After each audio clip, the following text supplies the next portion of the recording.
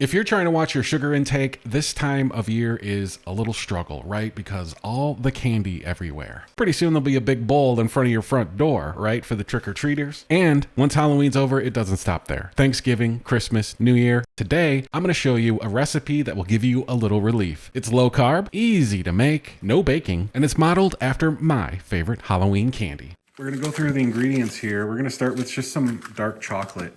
You could go with milk chocolate if you like. I usually get the chips, by the way, but the store didn't have any chips. I like the dark chocolate with the peanut butter. I mean, I like them all. You could even do the white chocolate if you wanted to. You know what? These freeze really well too, these bars that we're gonna make. So you could even do one dark, one milk, one white chocolate, and put them in the freezer. So this bar actually works out great because this is pretty much, I mean, it's a few grams over than what we need, but we're gonna do a top layer and a bottom layer and to our peanut butter bars. So we're gonna split it right in half. And what we're gonna do is basically just chop it up a little bit smaller. So we'll grab a knife here and we'll start chopping away. Cause like I said, we usually do chips. So I'm just basically gonna cut it into smaller pieces. Just so they melt a little bit quicker and evenly, right? Here's what we'll use for the top layer, and here's what we're gonna use for the bottom layer.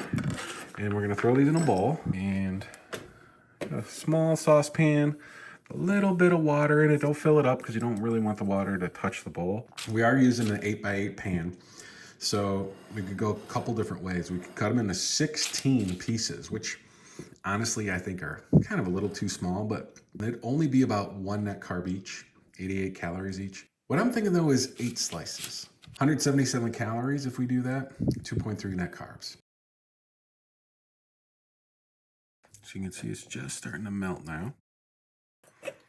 You know, we're getting some good steam from the saucepan. So that's starting to warm up the bowl nice and gently. Okay, now we're gonna take it over there. And careful, the bowl might be hot, so definitely don't touch the bottom. Because it is going to be hot. Get all that out. We just want to spread this out as much as we can. Now because it's going to cool pretty quick. So we want to make sure we get a nice layer spread out. And I'm getting chocolate over my fingers, which isn't a bad thing.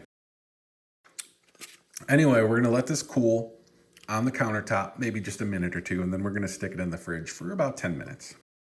In the meantime, we can start making our peanut butter filling, okay?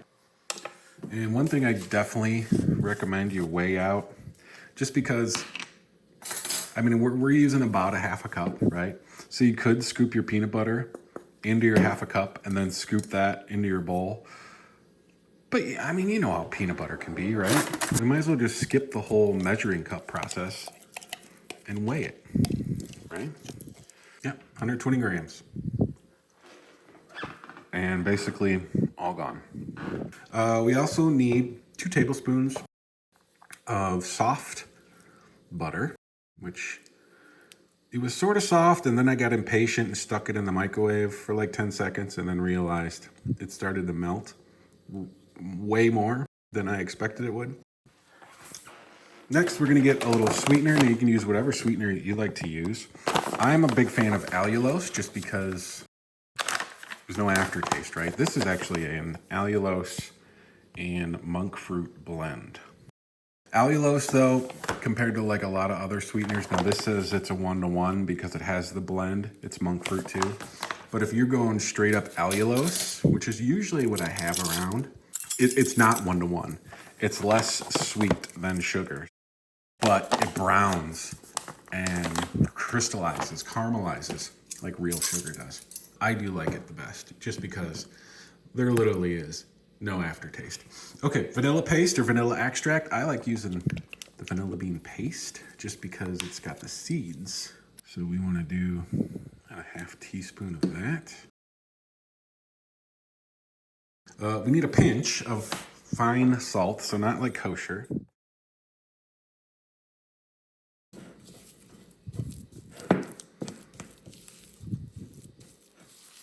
So now we'll do our 2 tablespoons of peanut powder.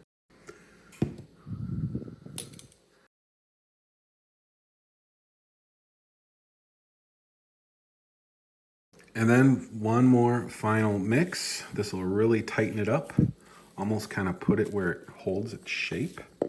And just combine it until you don't see any more powder. And you should be golden. Okay, and then once that chocolate's out of the fridge, we're gonna add this layer, so I'll come get you when that's ready to go. It is nice and solid. So now we'll go with the layer here of peanut butter. We'll just plop this right down in the middle. Just spread it out.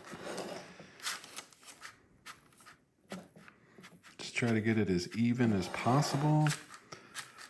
Push it towards the sides and the corners where we need it the most. But I think we're pretty good. Nice thin layer everywhere.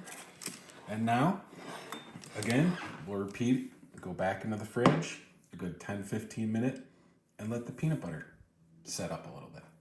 So once it's all set up, go ahead and get your last layer of chocolate all melted up. By the way, you could do the microwave method with the melting chocolate, whatever you prefer. And if you do plan on doing white chocolate or milk chocolate, same technique. Double boiler or microwave. And then spread it right on that nice chilled peanut butter layer. It's a lot easier to spread the melted chocolate on this layer because it's set up, and the first layer of chocolate was literally trying to paint, parchment paper. So, but in the end, these will look nice and neat, believe it or not. So yeah, go ahead and let this set up for at least a half hour. I only did 10 minutes because I got impatient because, well, there's, chocolate peanut butter bars in the fridge. But at least 30 minutes because otherwise you're going to have chocolate thumbprints all over the kitchen. But it should come right out of your dish and it'll come right off that parchment paper. Get rid of the parchment paper, and we're going to give it a little trim so that it's nice and square. This will accomplish 2 things. It will obviously make it look a lot better, but you also now have, little pieces that you have to eat. See how it's getting all over my hands? Let it go for at least a half hour, and that should not happen. Unless you're holding on to it for 10 minutes. So I ended up going with 6 bars just because, they look like a great treat size, Very satisfying, nice thin chocolate peanut butter bars. I'm just going through and separating them with a piece of parchment paper between each one. And I just let these hang out in the fridge. If you're making a couple batches or want to make them ahead, they do freeze really well. You should freeze them just like this in a with wax paper or parchment paper separating them. And put them in like a big Tupperware. I'm Cooking with Chris. Thanks for watching this video. Subscribe if you haven't already. More keto recipes and videos are on the way. And give the video a like if you enjoy it, because that tells YouTube you want to cook with Chris again.